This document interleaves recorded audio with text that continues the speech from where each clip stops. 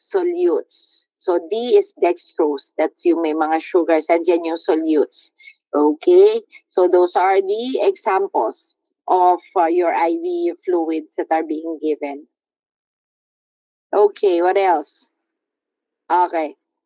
Eto na, yung extra fluid volume excess. Yung may extra fluid naman tayo. Okay.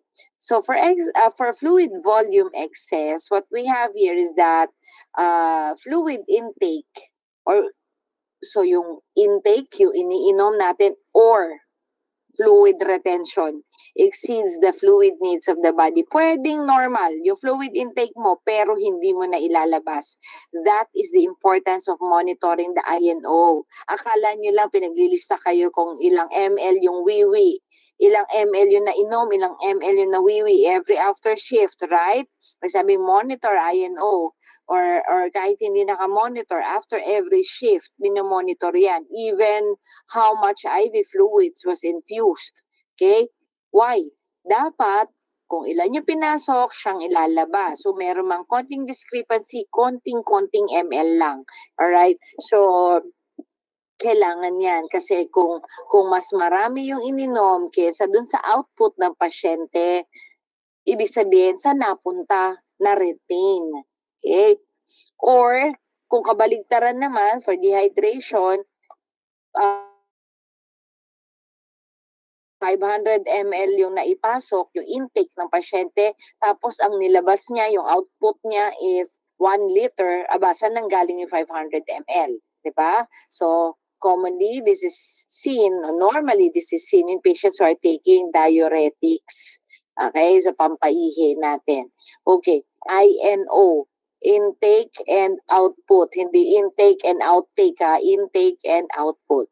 Okay, what else? Fluid volume excess is also called overhydration or fluid overload. Now, our goal of treatment is to restore the fluid balance, correct the electrolyte imbalances if ever they are present, and eliminate or control the underlying cause of the overload. Okay, same with the fluid volume deficit. We have 3 types again. So, isotonic overhydration, or also known as hypervolemia, or isotonic overhydration. So, same yan, okay? So, this results from excessive fluid in the extracellular. So, nasa ECF, nasa labas. Only the extracellular fluid compartment is expanded, and the fluid does not shift between the extracellular and intracellular compartment. So, walang movement. Ignore of this, ha? There is no movement no shift between the extracellular and intracellular compartments. Ang napupuno lang is the ECF. Isotonic overhydration causes circulatory overload and interstitial edema.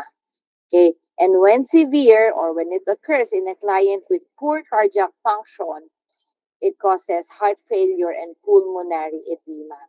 Kailan ito madalas nangyayari? A very good example that is commonly seen.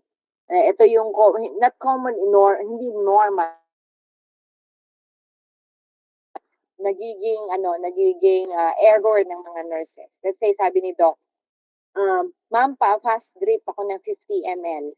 100 ml na lang. Pa-fast drip ako ng 100 ml. Yes, Doc. Carried out. Okay, your order was carried out. Napagchismisan yung nurse. Sige, binilin doon sa pasyente. Ma'am, pakitawag po ako kapag nandito na yung level na to, ha? Nakakalimutan tawagin ng pasyente, nakipagchismisan si nurse, o pumunta sa kabilang pasyente. Pagdating niya, kalahati na yung IV fluid. Alright? So, kung yung pasyente, walang problema sa puso, walang problema sa lungs, iihi lang niya yan. Ano ang crucial here? If nagkataon, your patient has poor cardiac function, pwede yang mag-heart failure, mag-congestive heart failure, mapupuno ng tubig yung puso, or pulmonary edema. Okay? So actually, magkadugtong yan. Discuss yan sa cardio. Okay, yung CHF natin, may left and right side pwede yan, pwedeng magkaroon ng accumulation of fluids in the pulmonary circulation. Okay? So that's isotonic overhydration. Hypertonic overhydration naman is rare, though rare, okay? Occurrence is rare, and this may be caused by excessive sodium intake. So unless siguro tumatagay ka ng patis. Okay? So, yan. So, yan ang medyo delikado. Pero, I mean, excessive amount yan, kailangan ng asin sa katawan for hypertonic overhydration to take place. Okay. So, what happens is that fluid is drawn from the intracellular fluid compartment going to, so from the ICF, going to the ECF, papalabas. Why? Ang taas ng solute mo, ang taas ng sodium. Remember, biochemistry, where sodium is, water will follow. Correlate natin sa pagtatain naman. Ano sabi ng mga lolo, lola? Uminom ng Sprite, okay? Para daw pag nagtatae. Hindi kasi nila alam na yung Sprite, yung glucose present, yung sugar present doon sa soft drinks, sa soda, same effect with that of the with the sodium. Okay?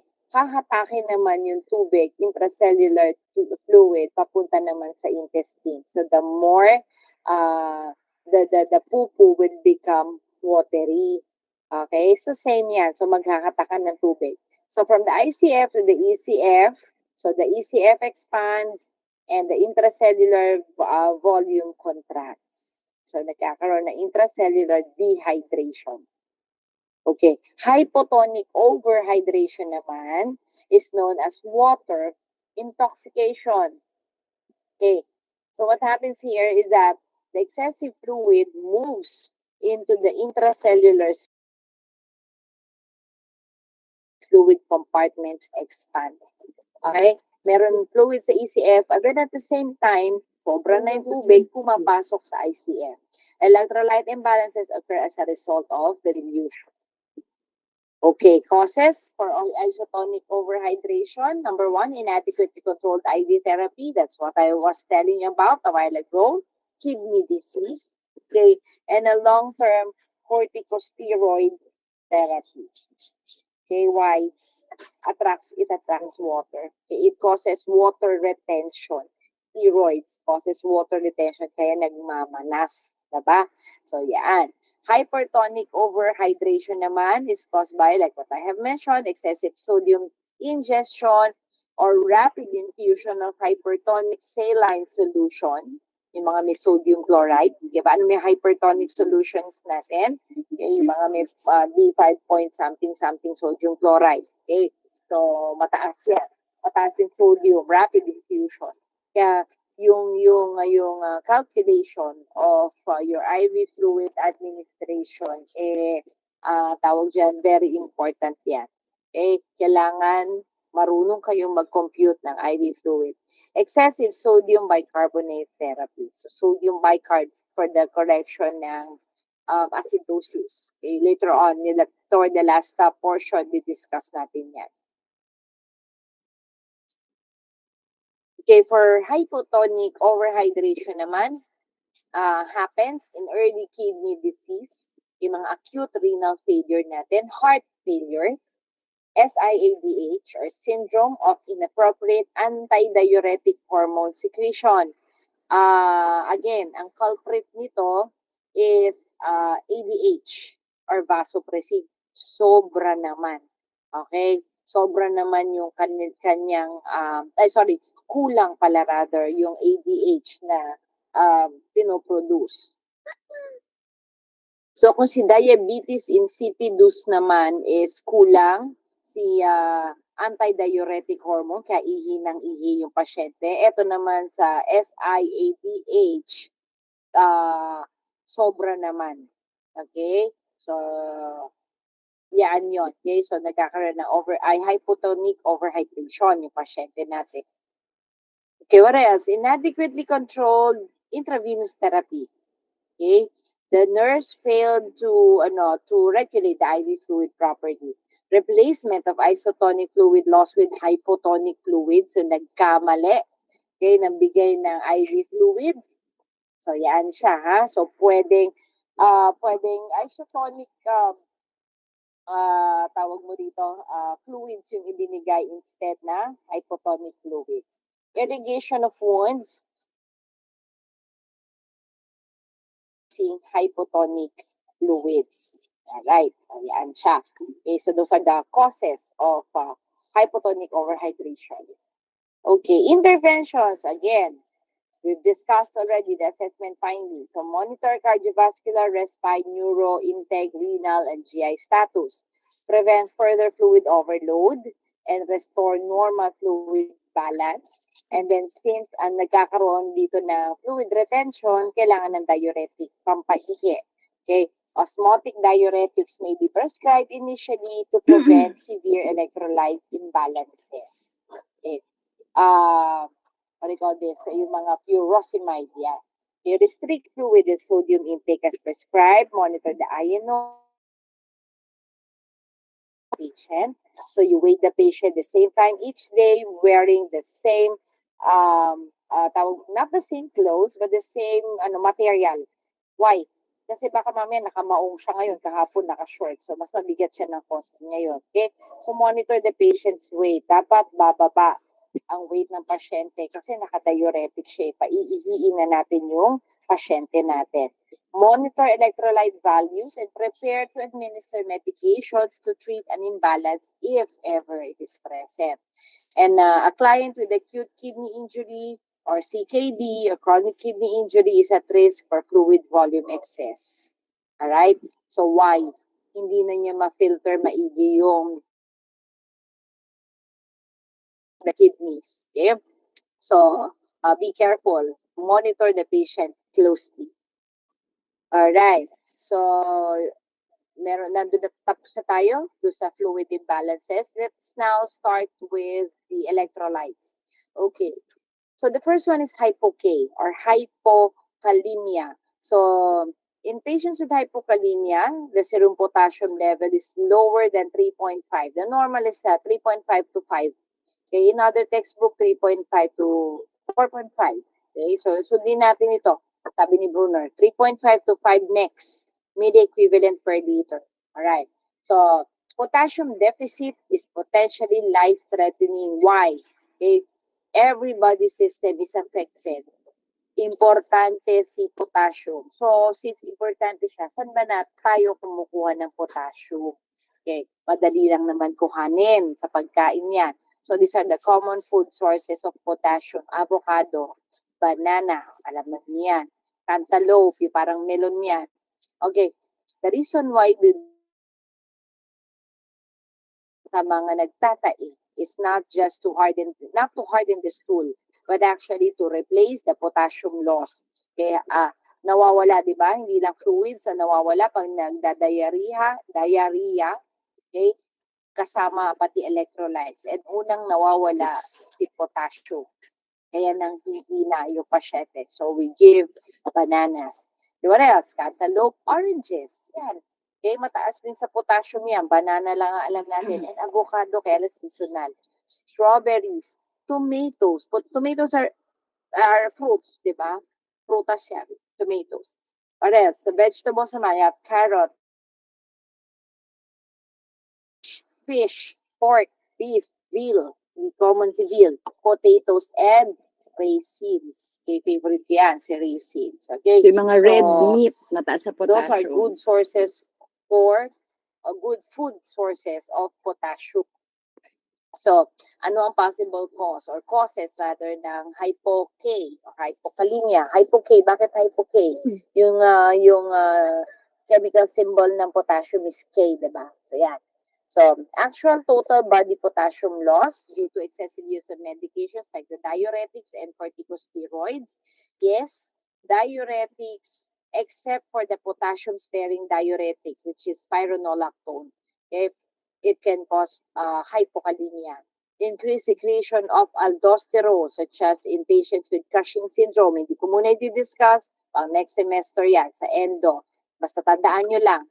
increased secretion of aldosterone, such as in patients with Cushing's syndrome. Okay? So, kasi aldosterone causes potassium loss. Vomiting, diarrhea, wound drainage, particularly involving the gastrointestinal tract, prolonged nasogastric suction, yung mag-suction kayo, okay? It can cause potassium loss as well, excessive diaphoresis or sweating, kidney disease which impairs reabsorption of potassium. Okay, so dapat kasi sa kidneys nare-reabsorb yung potassium. Okay, ang nawawala is tubig. So baligtad sila. Whenever you reabsorb potassium, you lose water. So ganun siya. Okay, so what else? Babantayan yan. So, kailangan bantayan yung potassium level. So, in patients with kidney problems, chronic kidney disease, tinitingnan niya. Okay, so, bumabagsak yung potassium ng pasyente. What else? Inadequate potassium intake, kulang. Those that are fasting. Okay, so, yung mga ka-NPO, yung pasyente natin. Movement of potassium from the ECF to the ICF. Okay, seen in patients with alkalosis and hyperinsulinism. Okay, yung mataas ang insulin level. So, commonly seen in patients with pancreatic cancer. Okay. And dilution of serum potassium. Okay, let's say may water intoxication yung pasyente natin. IV therapy with potassium deficient solution. Pag wala kayong ginagawa sa area, okay, hindi kayo busy. Hindi pwedeng puro vital signs lang kayo, ha? Pwede ninyong tanungin yung CI ninyo, Sir, ma'am, pwede po ba nating reviewin yung IV fluids? Or kayo na mismo, pwede kung hindi busy sa nurses station, silipin nyo yung mga swero. Ano ba yung laman ng D5? Yung laman ng 0.9 sodium chloride. Kasi yung iba, ang alam, pag nakaswero, gagaling na ako, gaganda ako. Okay? Hindi yon. Okay? Yung swero natin, tubig lang ang laman yan and some electrolytes. And iba-iba yung electrolyte composition. So, tingnan niyo sa area. Okay? Self-directed learning na lang kayo. Pag DBC, well, you can ask your CI. Okay? Discuss naman po natin yung IV fluids ng pasyente. Or, ma'am, sir, can I look into the IV fluids sa nurses station? Okay? So, silipin nyo lang. Okay, so these are the different assessment findings for hypo and hyper K. So, lagi ko pinagtatabi na lang yan na para mas madali ninyong ma-review. Okay, for hypo, nasa left, hyper, nasa kanan. Regular pulse, parang dun sa, sa fluid deficit natin. So, sa hyperkalemia naman, slow, weak, and irregular heart rate. Okay, so, kids, I have heard this comment. Okay, what is the heart rate of the patient? Sabi daw ni CI. Ang hinawakan ang sinabi ng pasyente. No estudyante ha, okay? to estudyante. So, mali, baliktad. Ang tanong pala, where do you get the heart rate of the patient? Ang hinawakan yung pulso. Are you sure heart rate yan? So, yes daw. Pag heart rate, ilalagay nyo doon sa fifth intercostal space. Diba? Yung stethoscope. Doon tayo magbibilang. Kapag pulse rate, sa pulso. There are different pulse points in the body. Okay? So, yun ang difference ha. Ang heart rate affected sa hyperkalemia. Pulse ang sa hypo-K. Weak peripheral pulses, orthostatic hypotension for hypo-K. For hyper-K, decrease in the blood pressure. Next, respiratory findings. So the shallow, ineffective respiration is a result from profound weakness of the skeletal muscles of respiration. So nanghihina yung muscles. For muscles to contract properly, it needs potassium inside it. So kasama, damay, yung diaphragm, which is the major muscle for respiration. So shallow, ineffective respirations. For hyper-K, profound weakness of the skeletal muscles leading to respiratory failure.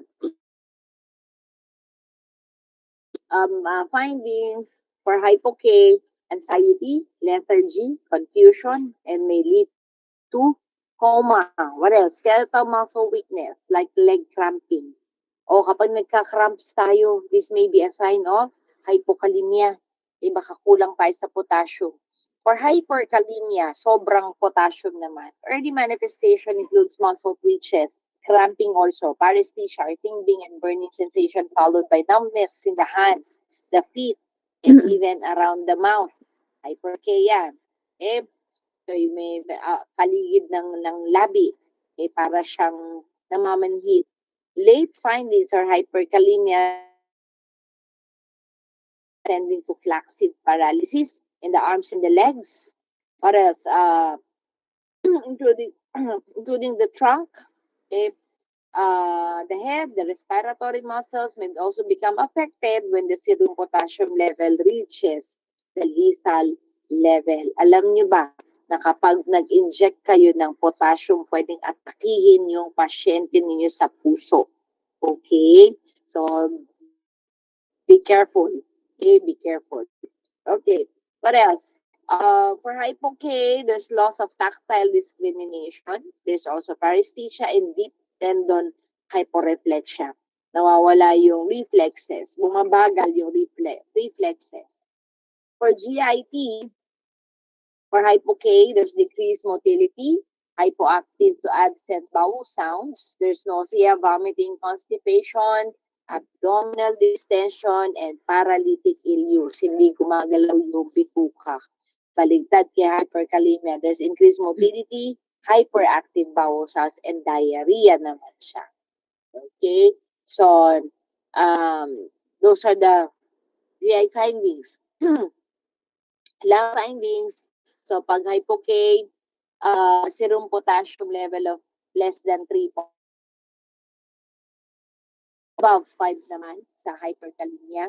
ECG changes, usually to lumalabas sa mga exams. ECG changes, ST depression, ST segment depression, a shallow, flat, or an inverted T wave. Yan. And the presence of a U wave. So this will be discussed sa cardio ninyo. For kabila, for hyper-K, peaked. Di ba? Nakita, asan yung T wave? Inverted, flat, or inverted T wave. Sa kabila naman, peak T waves. Mataas yung T waves. A flat P wave. Flat P wave. Halos wala na yung P wave. Okay? So, a widened QRS complex. A prolonged PR interval. Alright. Di-discuss lahat yan. Ano ba yung ibig sabihin ng P wave? Ano ba? Depolarization, repolarization, atrial ba, or ventricular? I-discuss sa cardio ninyo yan. So, pakitandaan nyo yung mga yan. Ha? Be very important. Madalas lumalabas sa exams. Yan. Kahit sa term examination natin lumalabas siya. Okay, if I might just add, there are patients na akala nag-stroke. Okay? Napaparalyze po ako. Ayan, kita nyo to, skeletal muscle weakness. Alright? So, para siyang na-stroke, hindi niya maigalaw yung kamay niya. Yung pala, potassium. Okay? Nung binigyan ng potassium, parang walang nangyari. Alright? So, yan siya. Lalo na yung mga nagmamarathon, nag-gym, ayan. Napapansin niyo may saging na baon or yung Gatorade, mataas sa potassium yon. So, yun yung iniinom. May mga sports drinks, yan ang mga iniinom ng mga athletes, kaya lalo na yung mga runners natin. Okay, now, intervention for deficit hypo-K. The cardio, respine, neuro, GI, renal. Okay? Status of your patient. And again, place the patient on the cardiac monitor. Para lahat na sinabi natin ECG changes kanina, makikita natin. Monitor the electrolyte values, ma-administer potassium supplements orally or IV as prescribed by the physician. Oral supplements may cause nausea and vomiting. It should not be taken on an empty stomach. Okay, dapat may konting laman yung tiyan. If the patient complains of abdominal pain, distension, nausea, vomiting, diarrhea, GI discomfort, discontinue the oral supplements. Isi-shift yan. Okay. Liquid potassium chloride has an unpleasant taste and should be taken with juice or another fluid, another liquid. Okay? Ayan siya. It should be taken. Kaya lang make sure mauubos niya yan. Alright, so yan yung for liquid potassium chloride. You know what? Nice to know lang, ha? So, pag yung mga nakikita ninyo na sa mga teleserye na may ini-inject doon sa pasyente, na tas biglang inaatake. Potassium chloride yun. Okay, so yung IV fluid. Okay, so yan. Now, what else? Yan, IV administration of potassium measures, okay, for the client experiencing muscle weakness. So if the client is taking potassium sparing, not sparing, potassium losing diuretic, lahat ng diuretics are potassium losing diuretics, okay? Lahat, the thiazides, yung loop diuretic natin, osmotic diuretics, lahat yan, potassium losing diuretic, it should be discontinued. Okay, a potassium retaining diuretic may be prescribed. Please write this down. Yan sa libro ninyo. The only potassium retaining or potassium sparing diuretic that we have is spironolactone. Okay?